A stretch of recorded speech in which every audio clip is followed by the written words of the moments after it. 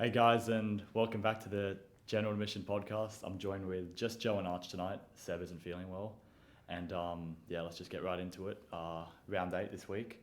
We'll start off with the first game. Missed a couple games this week. Yeah, just bear in mind also the two Anzac Day games. We film this on a Sunday night, so we won't be covering the two Roosters, Dragons, and Storm Warriors games. That'll be next week. But just 6 games of this round. So yeah, let's start off Thursday night. We have a proud Bunnies fan here. Bunnies with the win. Member, by the way. What can I say? I said it. Seb picked it as well. Of course the Bunnies were going to win. And what happened? Trell Mitt played like he was prime GI with all the immortals mixed into the Infinity Gauntlet and channeled into one player. He was phenomenal.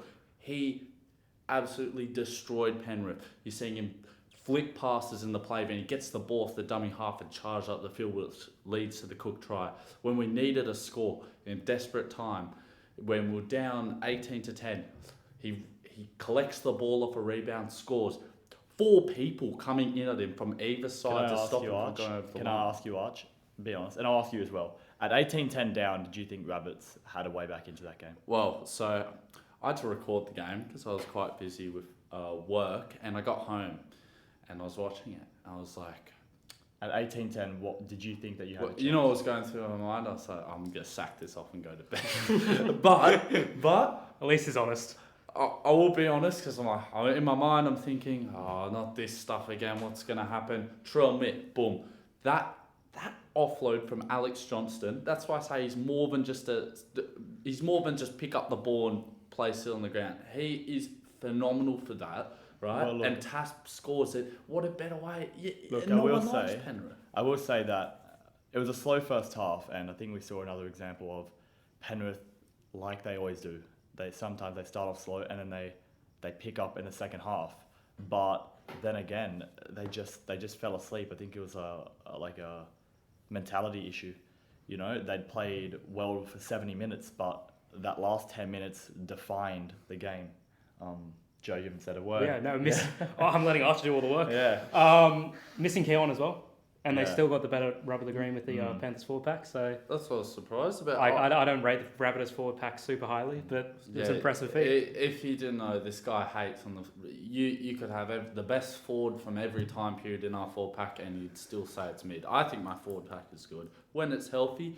And I think I was so proud of my team after that win. The gutsy performance, the resilience from the team, it's perfect to see.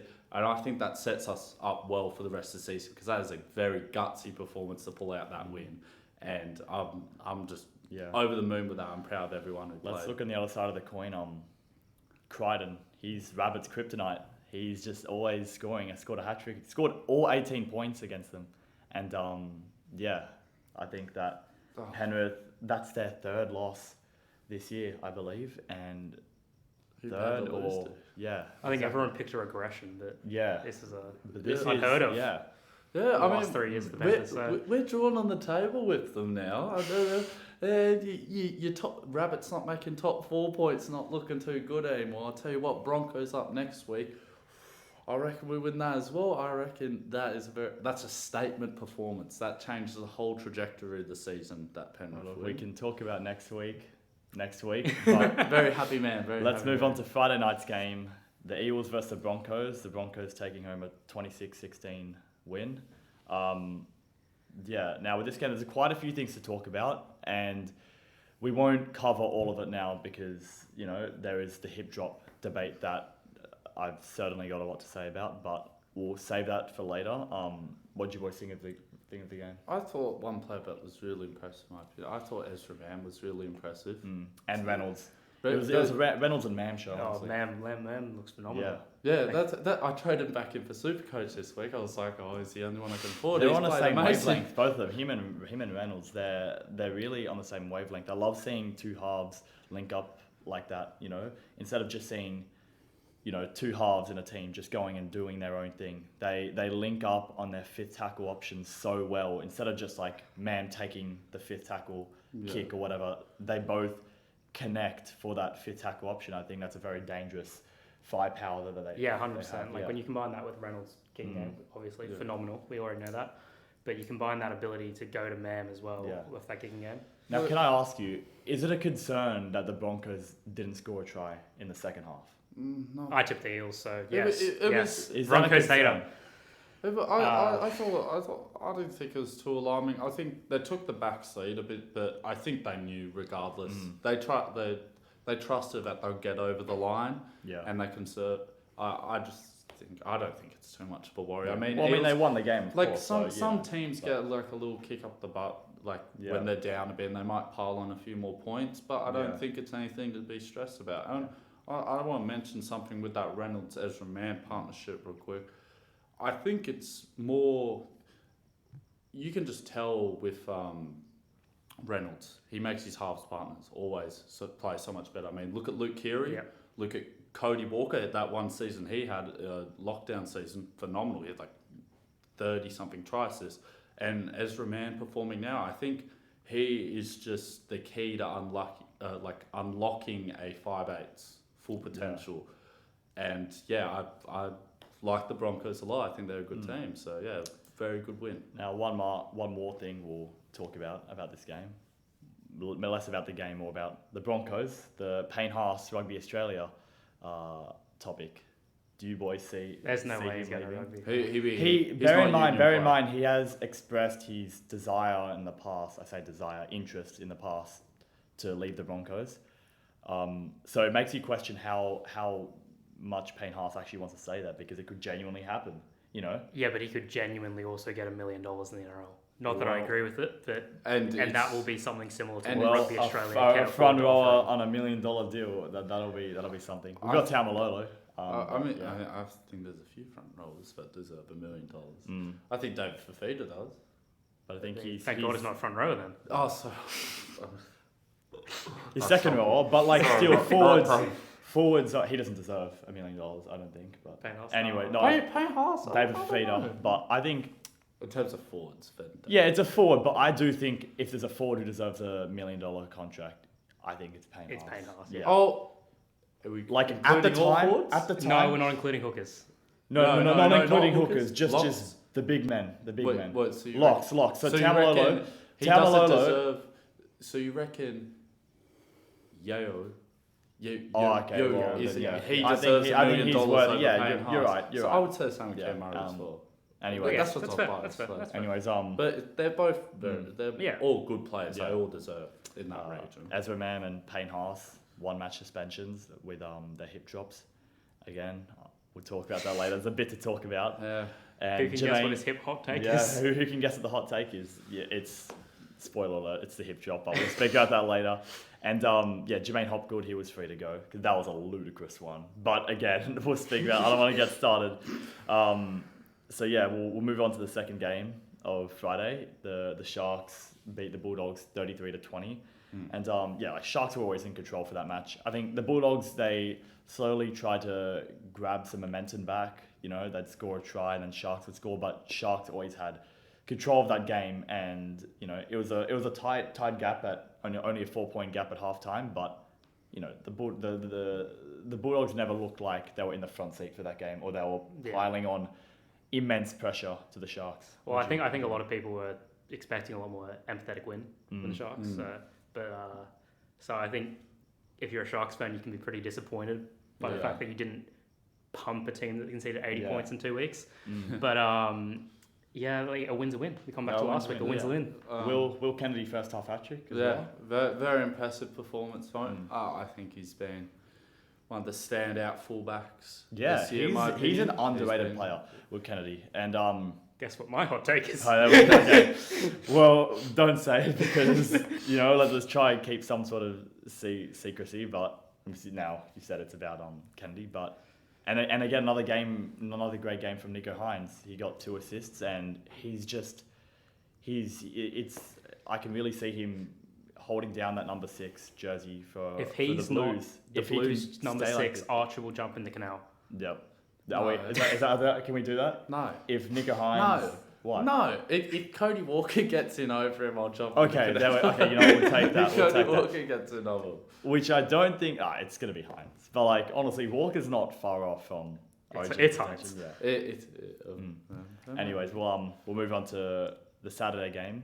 Cowboys close win against the Knights, 18-16, and yeah, it was an even game. The Knights just lost on a kick, but I think that what cost the Knights is they had a very poor completion rate, and again, like it's just they just had to go back to the basics with just some of the ball security and yeah, I mean. After you guys didn't watch this game, so I watch it in sections. That's why I only have a very broad thing to say. But I just noticed certain sections of the game where they made a lot of errors.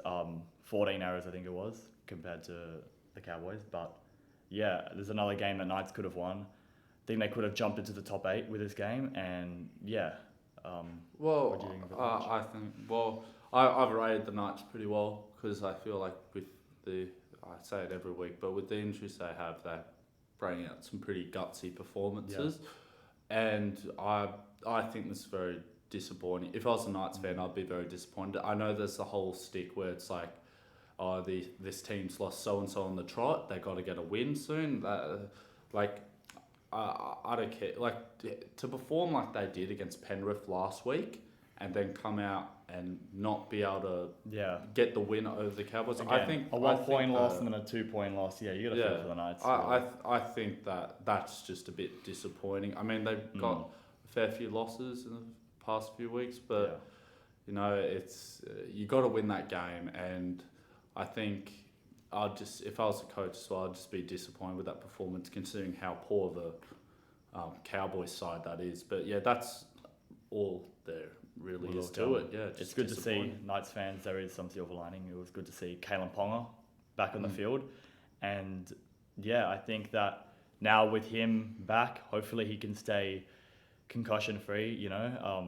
It's never good to see a player continuously get injured, and always spend such a great player as like Kalen Ponga as well. So hopefully for Knights fans that they can see him on the field a lot, and they've been solid this season, and now with Kalen Ponga, if he can, stay on the field, then I think they've got they can compete for 10th. They can compete for 10th, but I mean you never know. You know what I mean? You never know because, anyways, we'll see. We're still pretty early into the season, but yeah, we'll move on to the second the Sunday game, and the Dolphins 26-0 down against the Titans, and what happened? The Dolphins win 28-26. What happened to the Titans? I stopped watching 35 minutes in. Because you thought that was the game. 26 minutes in, it was 26-0 or something like that. Yep. It was literally half an hour in, it was 26-0. It looked like it was going to be a bloodbath, and they were playing liquid football. Inside balls, just line breaks. They were just making that was like a training routine for the Titans. They were just cutting the middle of the defense right open, and it looked like it was just going to be points on points on points. And then I think it was 26-6 at the break. And what do you think Wayne Bennett said to the Dolphins at halftime? For the Dolphins, I'll dissect both sides. For the Dolphins, it's more of a case of what they've been doing all year, which is pure determination to get wins, pure just heart and courage to get the wins. Heart, yeah. But what I'm more interested in is the Titans side, because I've glanced over a few Titans games in the past few years, and there was one against the Bunnies, there was one against the Sharks. There's a couple down the line where they just have the ability to just blow wins. Like they just throw away the win, in my opinion, because they will get up and their attack will look amazing and their defense will hold up and stuff, but they'll just throw it away sometimes, which is really confusing to me, because they've absolutely thrown away that win completely. I think it's more mentality thing. It's definitely a mentality with that team, because I've seen it happen a couple of times, and a couple of times is too much. Maybe once or twice you can get away with it, but a couple of times it shouldn't be happening. I think really it's a reflection on how they're entering the game with that sort of attitude. They've always been a good attacking team. They've been a good attacking team for the last 2 years or so. Yeah. So it's just defensively if you're not gonna score more than your opponents in a half, then you're not gonna win the game. I don't get it. They just sit back and stop going at it when you're not going to be able to defend and at least attack. Yeah, they're really relying on just we're going to outscore you, not we're going to defend our line. Yeah. That was the joint highest comeback. I think the last time was they said on the Matty John show. 98. It was 98. Yep. The Penrith were 26-0 up against the Cowboys, and then the Cowboys came back. His Penrith hatred goes way back. Yeah. What a joke of a club. Imagine blowing that sort. So yeah, that's the joint highest. But yeah, I think that huge win for the Dolphins, and it's just we said last week, we were saying like, oh, they're running on heart, and we don't know how far that's going to get them. Well, I keep expecting them to lose. We keep expecting to lose, and they keep... I mean, I think I tipped them, did I? Yeah, I tipped them. Everyone tipped them, but... Yeah, everyone tipped them, but, like, still, like, they're running on heart, but I'll tell you what, their heart... it's a strong heart, because, look, if that's the way they're going to win, that's, with the roster they've got, I think you have to give props to Wayne Bennett, and the spirit and the culture that they're developing there. But yeah, let's move on to our final game of today, of Sunday, and that was the Tigers just falling short to the 22-16 to Manly, and Tigers fan here. So this is an embarrassing stat. That was when we took the lead. It was the first time we'd taken the lead in 535 minutes of football. I think that is a comedic, humiliating, and embarrassing statistic. And how long did it last? I think it lasted about 10 minutes. Not even, until a 6'6" Jason Saab just dunked on us. And look, we played well. We went 12-0 down, and we played well, like, in terms of like getting the ball up the field and our completion rates throughout the game. And look, getting the ball up the field isn't our problem. It's just our last tackle option. We our kicking game has been weak, and the one thing I will give credit to us is that we utilised the rain. We really just played well in the rain. We played well in the rain. We forced a drop ball from Turbo, which you don't see often, and and we forced a few drop balls with our kicks, and yeah, it was good. But then that last 10 minutes, we made 4 errors compared to Manly's none in the last 10 minutes.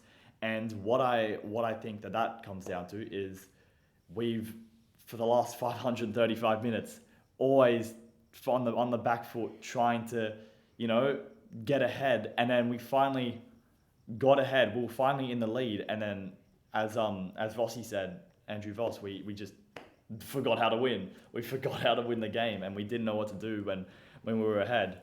So yeah, some silly errors, but I feel like that was definitely a winnable game for us, and we blew it. But let's talk about a bit about the Manly now. Enough about the Tigers. Tom Trbojevic, who put up with a groin injury. Yep. And he had to come off, and you got to feel for him, honestly. He should be sitting out games. You watch him run in open space. He looks. He's at 70%.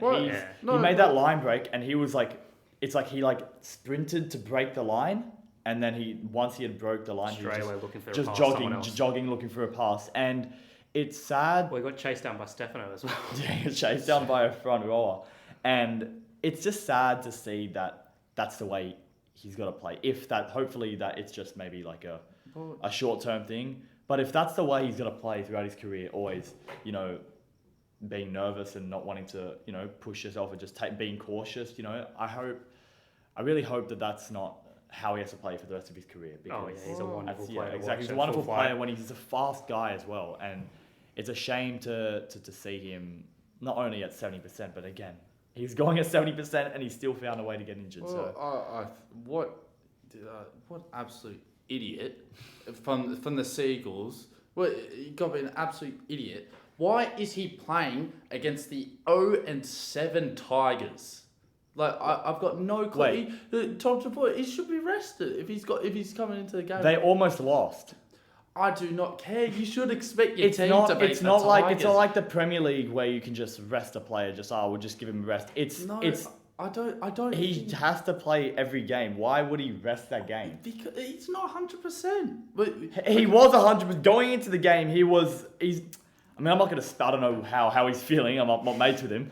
But you can't... like. He obviously would have been 100% if he played the game. If he wasn't 100%, he wouldn't have played. He did not look 100%. Okay, this is silly. He did this not is silly. look 100%. No one here's a physio. No one is. He shouldn't. But He shouldn't be playing against the Tigers. If the Bunnies rested Latrell and he had a record of having a few knocks early in the season, look, and they played the Tigers. The point is he's been having hamstring injuries and he did his groin. So he's just genetically just he's just an injury prone player genetically. But yeah, I guess that'll wrap up our coverage of round 8 and let's move on to Joe's jumbled questions.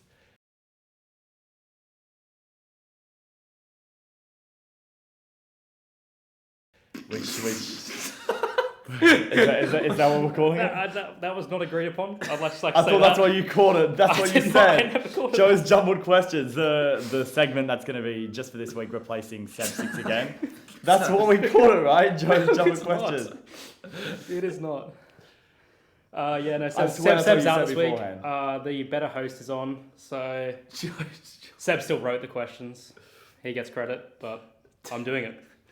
So we're gonna have a player in mind. You guys are gonna try and guess it. If you can't guess it, you get a hint progressively with each guess. All right. Yeah. Okay. Is it like turns or is it like buzz in? Buzz in. You only get one guess per hint though. Okay. Okay. Hint number 1. He comes in at 113 kilos.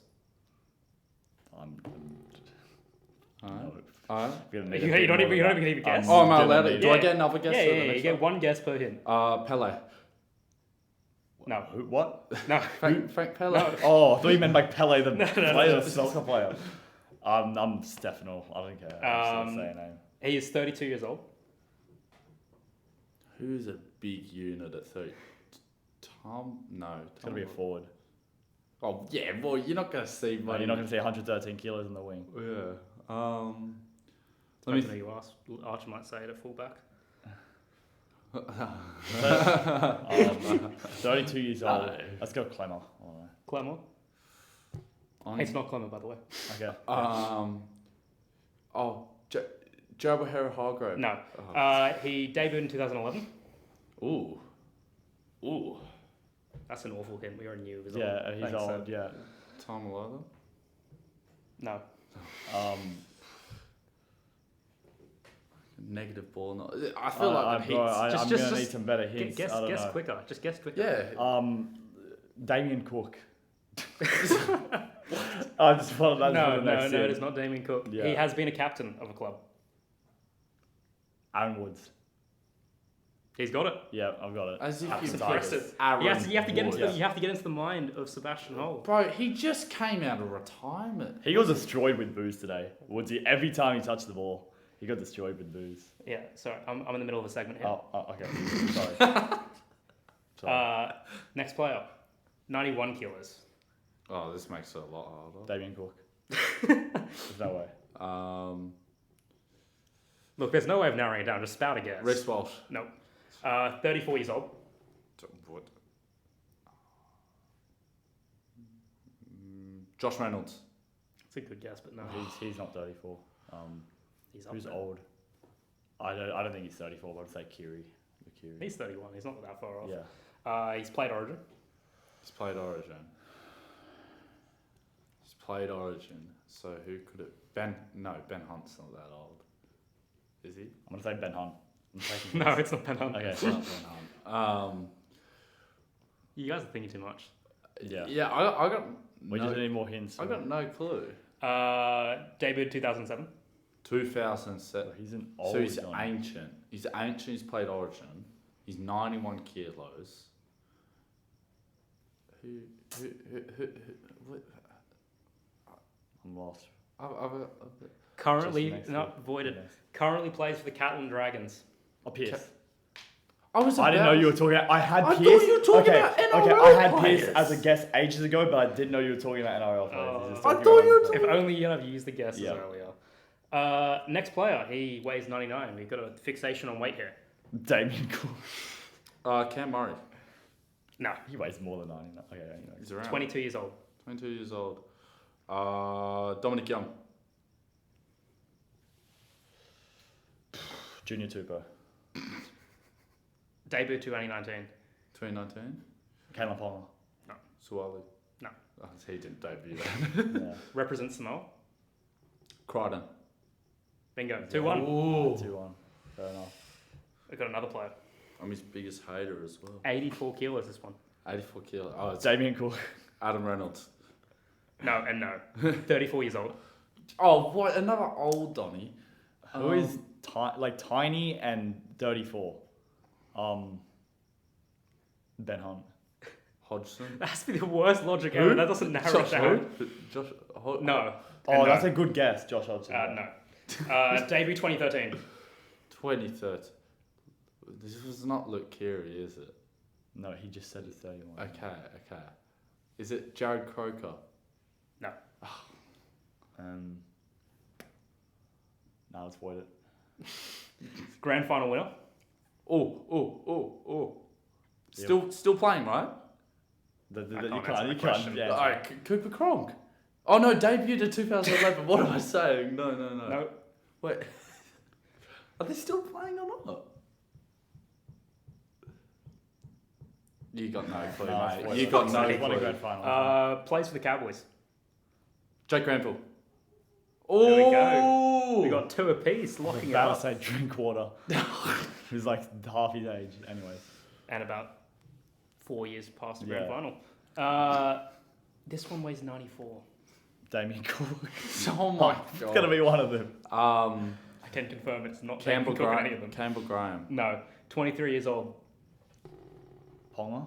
No. You said Ponga and what? Yeah. He has Say- 2 guesses he likes. Exactly.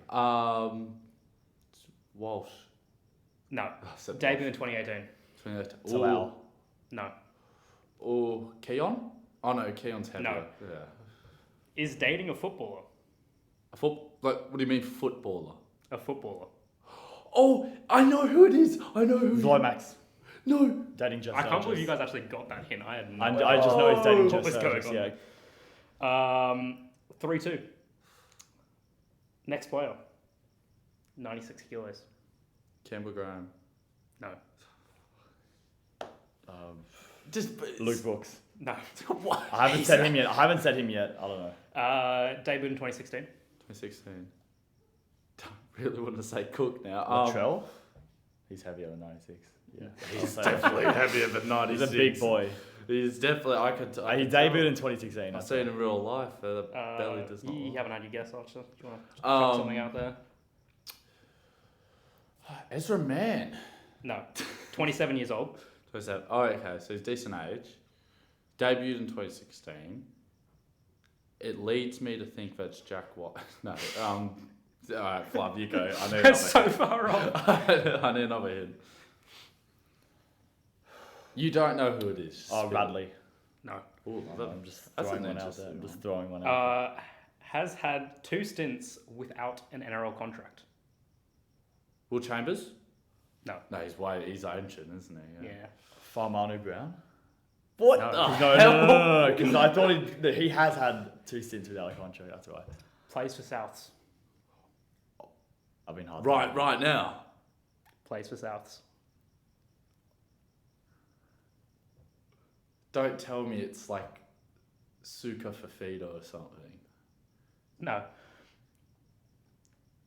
Tane Milne. He's got it. Oh, no way. It was One of them. Tane Yeah, Milne. one of them was when he signed for the Tigers and then had a drug charge. That's why he missed out. Yeah.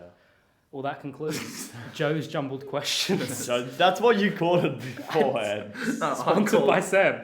What do we have next? Well, let's just preview round 9 and go through our tips. And We'll put Sebs in later. yeah. So When he's feeling better. So we'll start off Thursday night. Sharks host the Cowboys. Wait, who did we get for last week's tips? No, we'll do it next week. We'll just when the round's completed. Yeah. So Sharks Cowboys. This is easy. I'm gonna go Sharks. Sharks. Sharks coming off a win. Cowboys again, sucks. So, first game of Friday, Eagles versus Knights. Ooh. Eagles. I'm going Knights. Eagles. I'm going Knights. You going Knights? You're going with the upset? Mixing it up a bit. I reckon they can pull. Is it an upset? I think it's an upset, not on the ladder. But It's not a big upset. Yeah. It's like Yeah. I'm going to stick with Eagles. Yeah, same. Broncos versus Rabbitohs. Now, I tipped against the Rabbitohs last week, Never tip against the Bunnies. and I'm going to tip against the Bunnies again. I want to go with you're the Broncos. Controversial. I'm going You Souths. literally just talked about Ezra Man and Haas. I was talking about... They're out. Oh, no, I'm going to change to Rabbits. I don't No, care. no, he's I'm locked in. changing to No, Rabbits. No, he's I didn't think of that. locked in. I'm He's changing it to waffling. Rabbits. No. I'm changing it to Just Rabbits. because you have negative ball knowledge I'm changing it to Rabbits. doesn't mean you can I'm change changing it to yeah. Rabbits. I'm changing it to Rabbits. I don't care. So Well- Flavio was locked in for the Broncos. I'm locked in for the Rabbits. I'll tell you what. I realize Mam and Reynolds both out. It's Rabbits. Rabbits are going to win that. There is no way we lose this game. They might be the best team of the comp after last week. Latrell, 6 tries in 3 games. He's the best fullback in the comp right now. Rabbits by 20. Rabbits by 20. Yep, that's my prediction. Will you jump in the canal if that doesn't happen? No, I'm not making my daily What's the walk down to the canal now. What's the over-under markets for how many times we can convince Archer to jump in the canal this season? that should be a... I reckon we should... I reckon we could do 3 times. Yeah. You And can I get reckon- me in the canal 3 times. Yeah. We'll see. Let's move on to the first game of Saturday. Raiders play the Dolphins. Raiders at home. Raiders. Dolphins have to lose at some point. Raiders. I like the Raiders as well. I said last week. I want to say Raiders just, I think, the home Coming ground. off the bye. Coming off the bye, and whether, like, you Alright. might say this might not mean anything, but I think the home ground advantage is gonna. It's Viking gonna be clap. the Viking clap, which I hate. I hate the Viking clap. It's so annoying. But yeah, I reckon Raiders in a close one, in like a 2-pointer. I reckon Raiders win 30-12. I reckon 3-4 tries for the Raiders. No, it'll be a close game. Close game. We go over to Four Pines Park. Manly, such a silly name. 4 Pines. Brookvale Oval, as we all know it. Manly hosts the Titans. We go over to Four Pines. Manly hosts the Titans. Manly coming off a win where they didn't look too convincing. Turbo's out, but I'm still going to pick Manly anyway. I'm gonna pick the Titans at 4 Pines Park. You're going to pick the Titans. Who are you going to pick at 4 Pines Park? I made the mistake of tipping Titans last week, and I'm going to do it again this week. So I think Titans at 4 Pines Park Titans all at the 4 way. Pines Yeah. Park. Titans to the moon. And then we move over to Carrington Park, wherever that is. And let me check. Yeah, where is it? Where is Oh, Carrington? Bathurst. Oh wait, yeah. there's a game at Bathurst. It's your hometown. It's not my really. hometown. Penrith host the Tigers, and let's say it all at once. 3, 2, 1. Penrith. Panthers. Tigers have to win at some point, though. Like, that's the only thing. They just have to win. No, Oh, so you're going with Tigers then? I haven't said it yet. Oh, it's a tough one. It's a tough one. Penrith versus Tigers. Because we all know Penrith are frauds by now. So I wouldn't be surprised if they lost. However, I'm going to pick Penrith. And yeah, it'll be, that's a cool little game out in Bathurst. You know, it's not like the Tigers can get pumped 60-0, but like, yeah, being all right. I think there is a good chance it could be a 70. bloodbath. Not 70, a bloodbath. But Sunday, the first game of Sunday, Warriors host the Roosters. Warriors look good this year, so that's a very weird one. it's a rematch. Like, Because the Roosters beat the Warriors a few weeks ago, 20-12, and even in that game, the Roosters didn't look that good. But I think this is a very interesting one because you wanna your brain is saying you want to go with the Warriors. The Roosters. Really? Yeah, because you think about It's the Roosters. It's the Roosters with all Are the players. you saying they brain saying Roosters, but like But heart saying heart, Warriors? and also if you actually look into the performances, like it kind of makes you lean towards the Warriors. But I know how much I can trust that Roosters team. Okay, so, pick one. So 3, 2, I'm gonna 1. go Roosters There anyway. we go. But I think it's a hard pick in my opinion. Roosters using the momentum of a pumped Dragon side to win comfortably against the Warriors. There we go. I went to the Roosters as well. Okay. This is so Yeah. boring. So it's boring, but I think the Roosters are going to win that game. Yeah. And then the last game of Sunday, Dragons versus Bulldogs, which Is anyone even going to watch this game? I think it'll be a good because game. we have a podcast to record, we should be watching this game. But I think the Bulldogs are going to win this one. Oh. They've lost 3 in a row, Oh. but I think that they're going to win this game. I'm tipping the Dragons personally. I think the Dragons will get it done. The Bulldogs are more beat up than them. That's my logic. Hey Siri, heads or tails?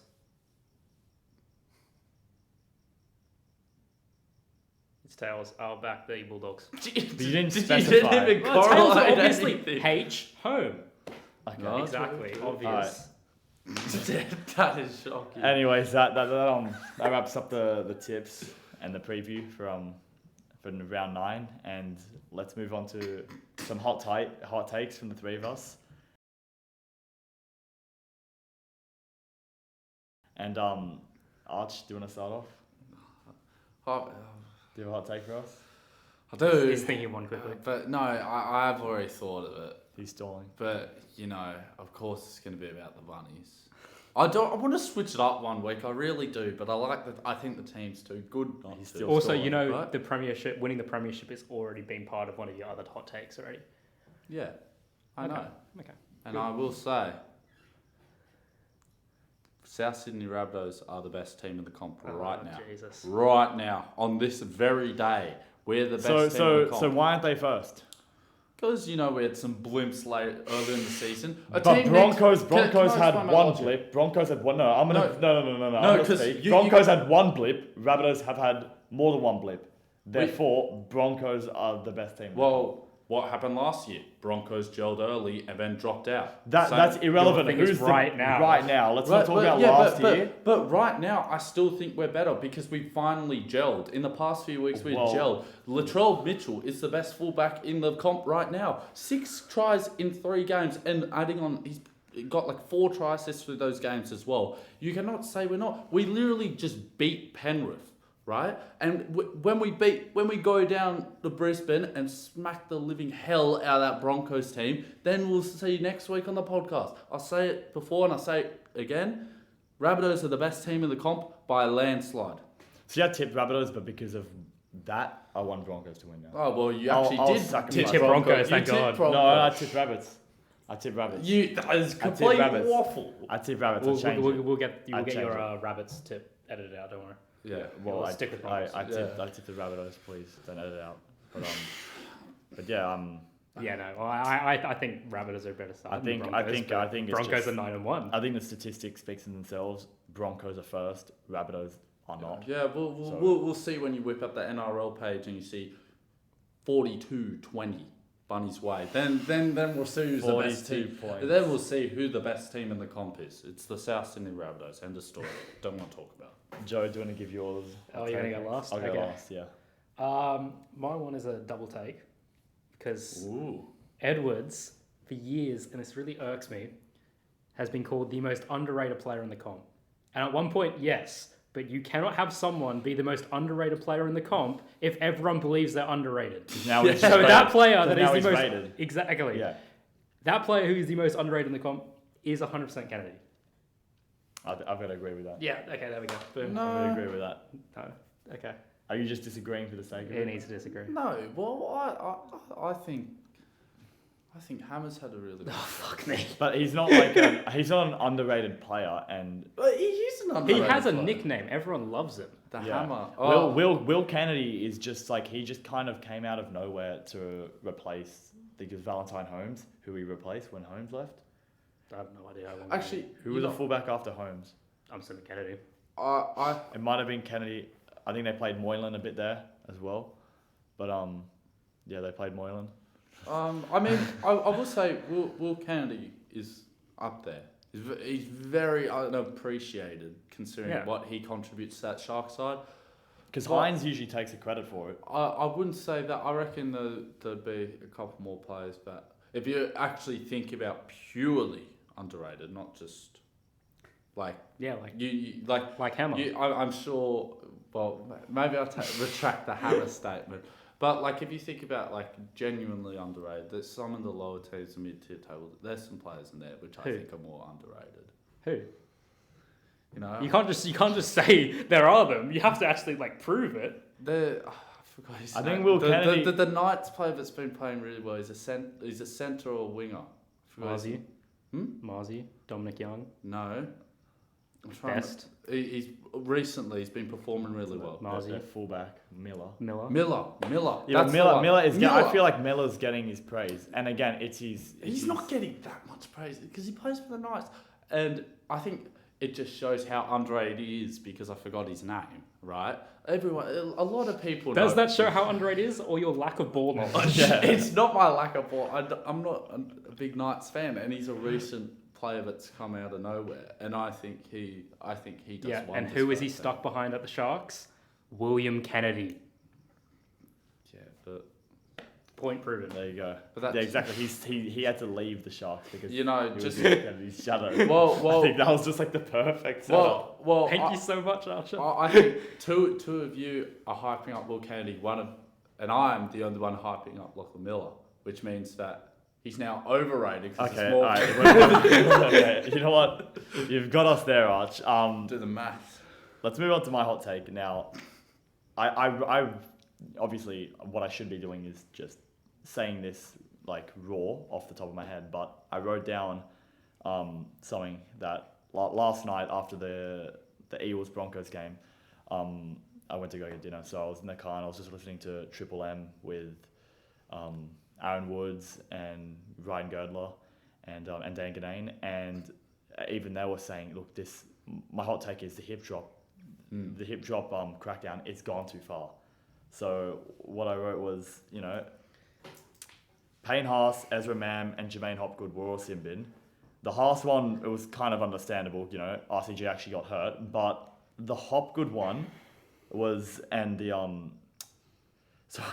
Hopgood one and the Mam one, they were just ridiculous because the Hopgood one was in the act of scoring a try, and the Mam one, he was just trying to make a tackle, and it begs a question: what is a hip drop? It begs the two questions: what is a hip drop and what isn't? Because even Woodsy was saying, in his 13 years of playing, he had never heard of a hip drop up until recently, and it was never really an issue. But now the fact that they're making it an issue, and they're trying to crack down on it, is now players are looking. You know, players running with the ball are trying to milk hip drops, and now it's a hip drop. Everything's a hip drop, you know, and it's so hard to, like, I get, you know, there was a bad one last year when Carrigan put a hip drop on Hastings and Hastings broke his leg, but now it's gone to the point where the amount of injuries from hip drops are, like, overall, they're pretty minimal,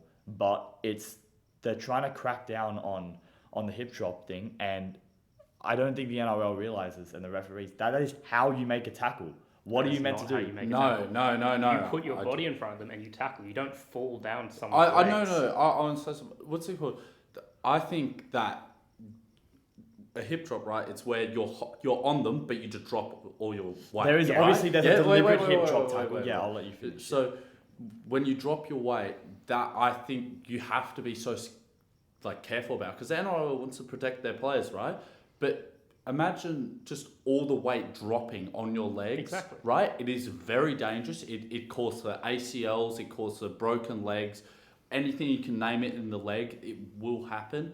I mean, there is some instances where I say it is a bit unjust that they've called it, but I think you do have to be very careful of that. And I think if you're dropping your weight, not intentionally, that should be penalised, because it's putting that player being tackled in a dangerous position that shouldn't be. Yeah, fair enough. I'm not saying like there's no such thing as like a hip drop, but I think that you need to look at, it's got to be more to the ref's discretion. Yeah. You know what I mean? It has to be, okay, it was a hip drop motion, but it wasn't that bad. He got up, you know, played. But if you could just see that, like, you could tell when there's a deliberate hip drop or not. What I think the refs are doing now is, and we've seen the amount of sin bins and hip drop penalties that they've been called, I think it's just becoming ridiculous now. Look, that's just my opinion, you know? I'm glad you guys somewhat disagree with me, because I was just watching that game and it was ridiculous, because the Ezra Mam one, he tackled, I can't remember who he tackled, but he tackled someone. Dory, I think. And then Dory. Dory, and he tackled him one-on-one tackle from behind, and he just accidentally slipped into the hip drop motion. Yeah. Why should he be penalised Well- and sin bin because he slipped into But- that motion? Fair enough if there's two players going to make a tackle and a third one just comes in, that's a hip drop. That's what a hip drop should be. Well- But the idea of a one-on-one hip drop, he's just making a one-on-one tackle and he slipped down. What essentially the hip drop is, it's essentially tripping them up. Yeah. Because they can't use their legs, so you're essentially tripping them up. The trip isn't allowed, and this one causes fucking damage to the knees Joe, and stuff. Like, I've got a good comparison. You know what it is? Remember, the crusher tackle, right? yeah, You can not intentionally go into Yeah. that, and that is still classified as a dangerous position. And you can't do anything about it. Accidents do happen. But unfortunately, to keep the players safe and make sure they're not having these big injuries and having the detrimental damage done to their career, you need to keep the players safe. Which is why when they start cracking down crusher tackles, as a fan, you go, oh, but he didn't mean to. But he's still unluckily being put in that position by your player. So you have to regulate it like that. exactly, yeah. It is. I mean, some of them are a bit unjust, but you can't do anything. If it's accidental, you still can't do anything. Like, it just has to be in the game to protect those players and make sure. I mean, you already know how bad head knocks are. You don't want another big factor. You know On what I you mean? just said, it has to be in the game to protect, ensure the safety of the players. But now, are we prioritizing extreme safety? Safety obviously is fine, but are we prioritizing extreme safety over what's just good for the game? If we've just got sin bins flying in out of nowhere, you know what I mean? And basically what the NRL is saying, we've got to change how, and that's what Woodsy said. Woodsy's always been taught the two players up top and the third guy takes out the legs. And if the NRL is saying, no, that's dangerous, they're basically changing, it's literally changing the sport. It's changing the way, because we see how this crackdown has showed how common the hip drop tackle is. So that shows that so many players and, like every player and every team, that's how they've been taught to tackle. The NRL is basically just changing, literally, as the crusher tackle. The crusher tackle isn't that common. It's like, okay, yeah, it's avoidable. It's more coming down. But the hip drop, and the Ezra Mann one really annoyed me because he's just trying to make it. The guy's making a line break. Dewey's making a line break, and Ezra Mann's coming from behind, just trying to drag him down, and he's slipped into that motion. He's been sin binned and given a one-match ban. It's incidental, but you it's can't. incidental, but you can't do that. But then if it's such a big problem impacting every, how many have happened since the start of the season? I knew there's a couple in the bonus games that have been penalised, but honestly, from watching footy, I haven't seen it go on every week. It's not like a couple of years ago. I've seen it go on the hip drop. Sin bins every week. Give me an example. We are having multiple sin bins every week.